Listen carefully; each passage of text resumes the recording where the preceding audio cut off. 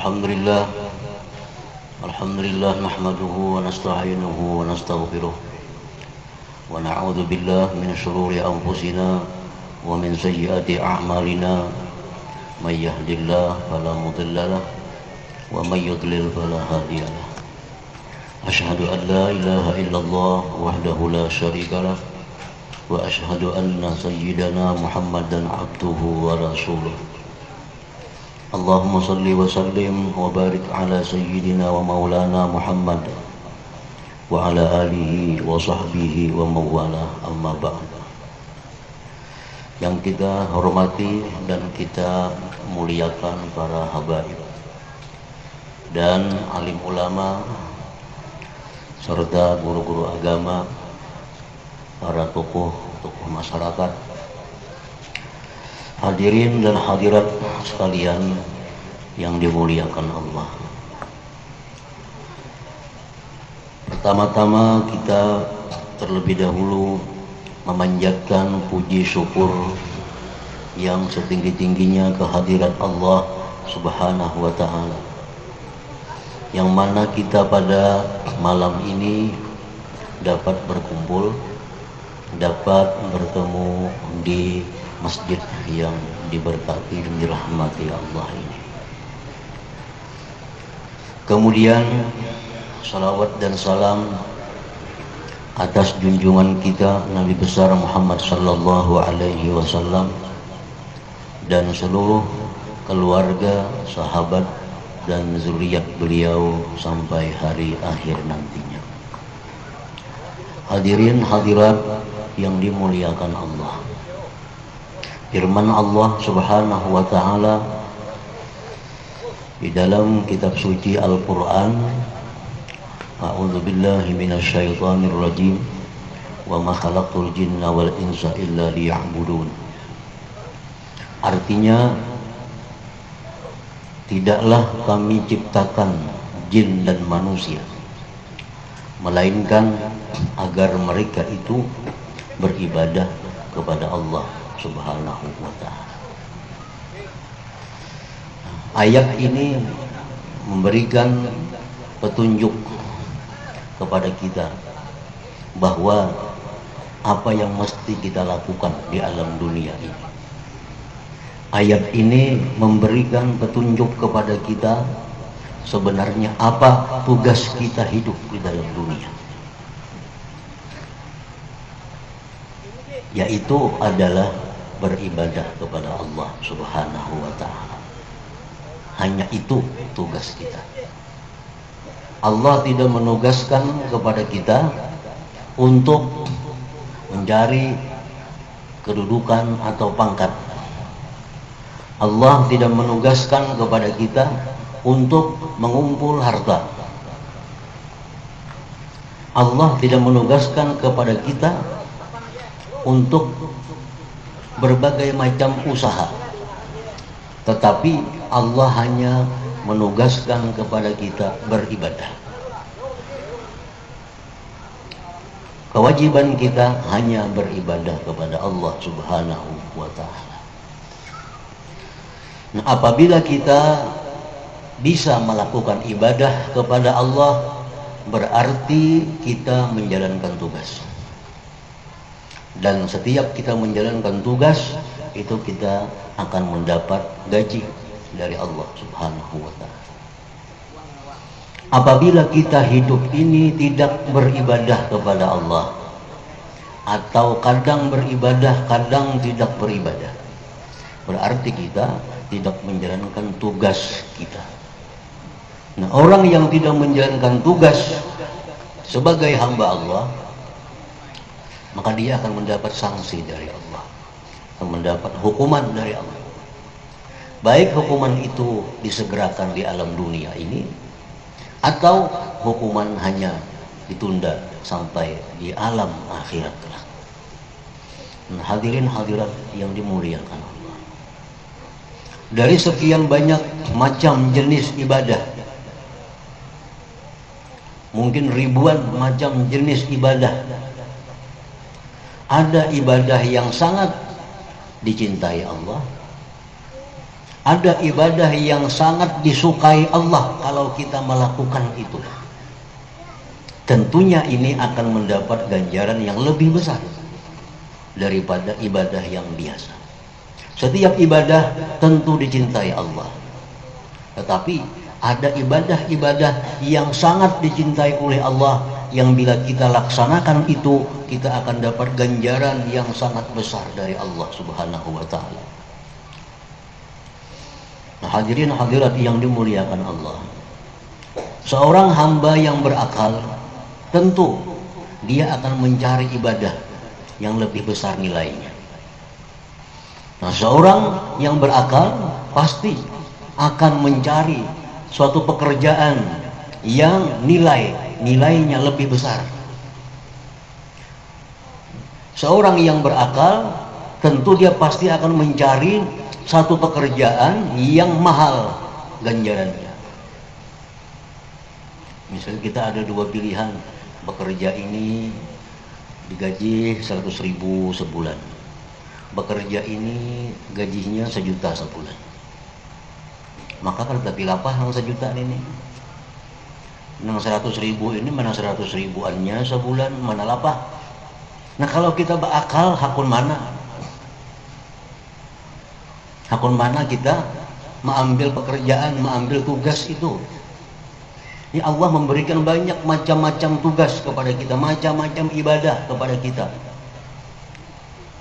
Ada ibadah yang diganjar sekian, ada ibadah yang diganjar lebih, ada yang diganjar sangat lebih. Nah, kalau kita berakal, tentu kita akan memilih satu ibadah, satu pekerjaan, satu tugas yang tidak terlalu sulit, namun ganjarannya besar. Kalau kita mempunyai akal. Rasulullah Shallallahu Alaihi Wasallam bersabda di dalam sebuah hadis, "Ma'ubidallah bisyai'in afdala min fiqhin fiddin." Ujar Nabi, tidak ada satu ibadah yang paling afdal di sisi Allah. Tidak ada satu ibadah yang sangat besar ganjarannya di sisi Allah min fiqhin fiddin, daripada mempelajari agama. Nah, kita menuntut ilmu agama itu satu ibadah yang sangat disukai oleh Allah Subhanahu wa ta'ala. Kita belajar baik membawa kitab atau kadang membawa kitab, kita belajar agama.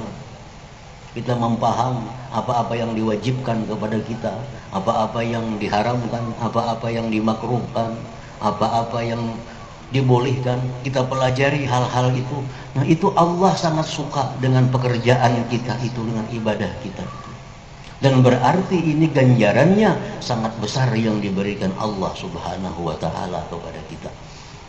Nah, hadirin hadirat yang dimuliakan Allah, Imam Al-Ghazali rahimahullah menulis dalam kitab Ihya Ulumuddin sebuah hadis, "Huduru majlisi ilmin afdalu min salati alfi rak'atin wa iyadati alfi marid wa syuhudi wa huduri alfi janazah."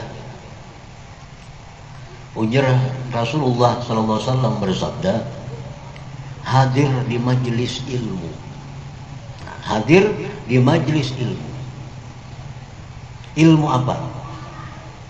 Ilmu yang memberikan kita pengetahuan tentang hukum-hukum Allah. Ilmu yang menambah keyakinan kita kepada Allah. Ilmu yang membuat kita semakin cinta kepada Allah. Ilmu yang membuat kita semakin takut kepada Allah. Ilmu yang membuat kita semakin suka melaksanakan ibadah-ibadah kepada Allah.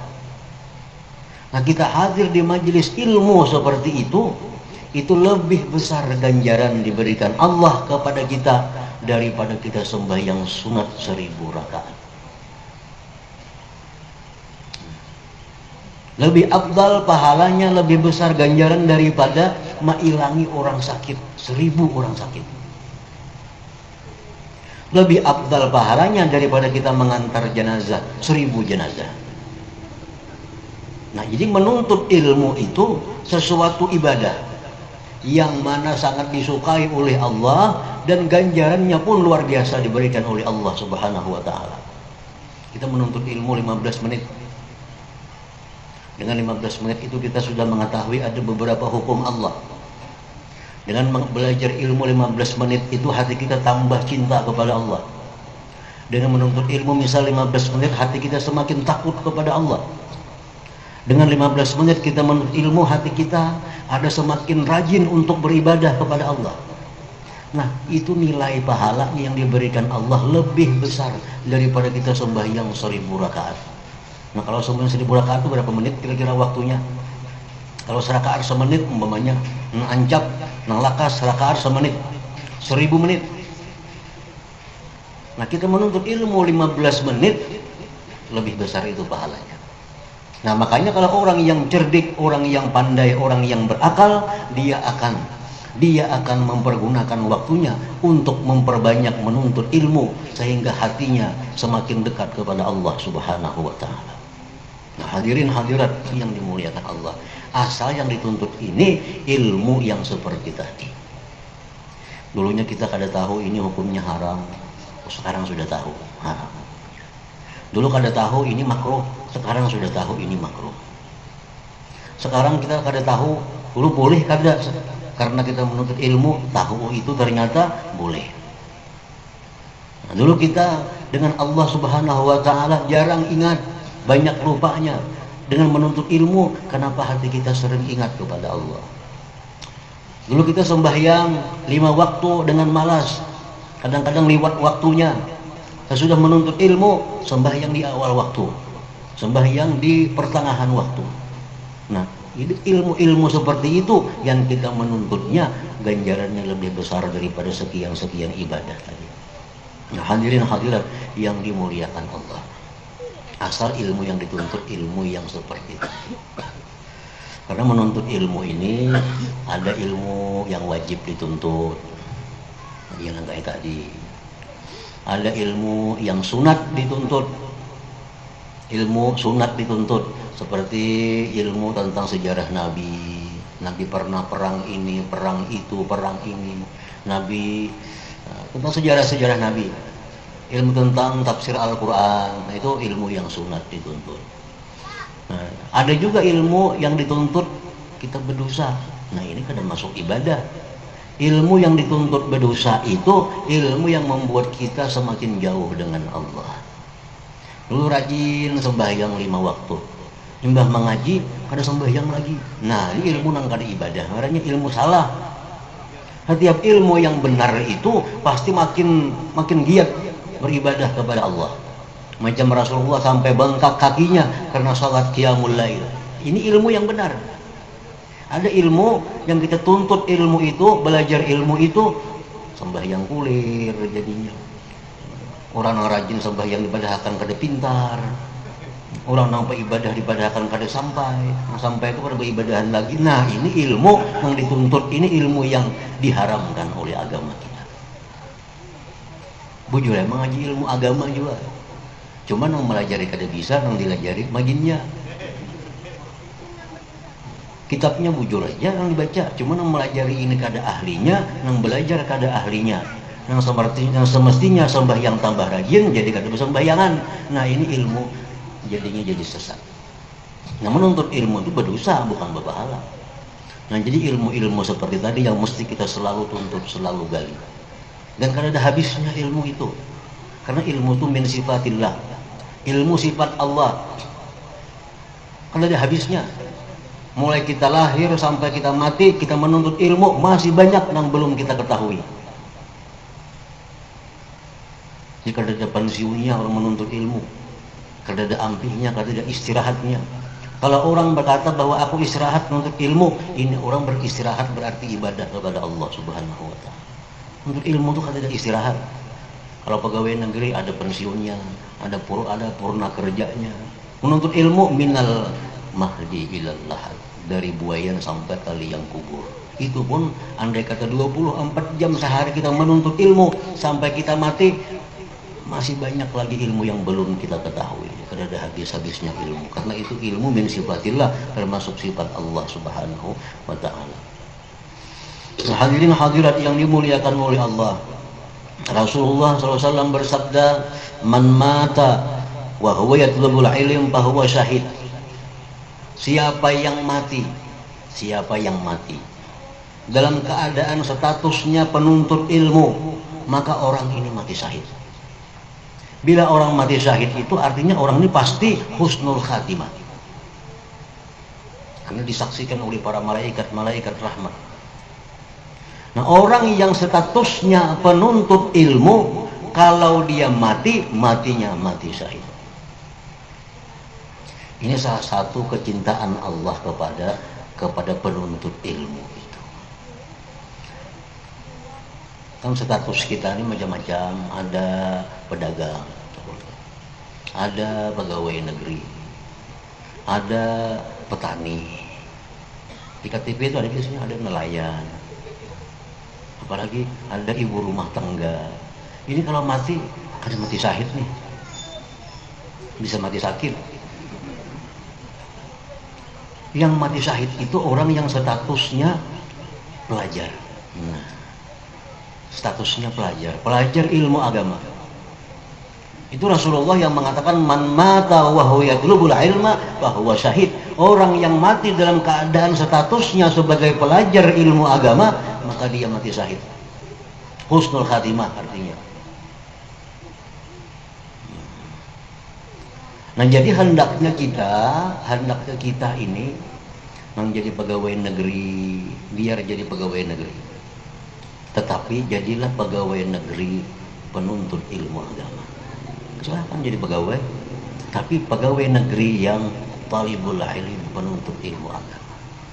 Yang jadi petani, silahkan jadi petani, tapi petani yang penuntut ilmu agama. Yang jadi pedagang, silahkan jadi pedagang yang penuntut ilmu agama. Ibu-ibu yang jadi ibu rumah tangga, silahkan jadi ibu rumah tangga. Atau wanita karir, silahkan wanita karir, tapi wanita karir yang penuntut ilmu agama. Nah, dengan ini mudah-mudahan Allah memberikan penilaian yang lebih baik daripada sekedar pedagang, sekedar PNS, sekedar apa. Ditambah. Jangan mau jadi pedagang, jangan mau mati sebagai pedagang, jangan mau mati sebagai pegawai negeri. Sakit. Rasanya jalaina. Sakit. Kecuali penuntut ilmu itu syahid. Nah, jadi kalau kita mati pegawai, tapi sidin itu pengaji orangnya. Nah, itu yang kita maksud. Sidin itu pedagang, tapi penuntut ilmu orangnya. Petani, tapi aktif di pengajian. Ibu rumah tangga tapi aktif di pengajian. Nah, ini orang mudah-mudahan masuk di dalam kelompok orang-orang yang mati syahid itu.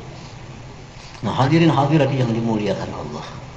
Kalau status kita sudah bertambah demikian, pedagang, penuntut ilmu. Menuntut ilmu itu artinya mesti disiplin, mesti bujur-bujur, sebagaimana kita disiplinnya, bujur-bujurnya berdagang.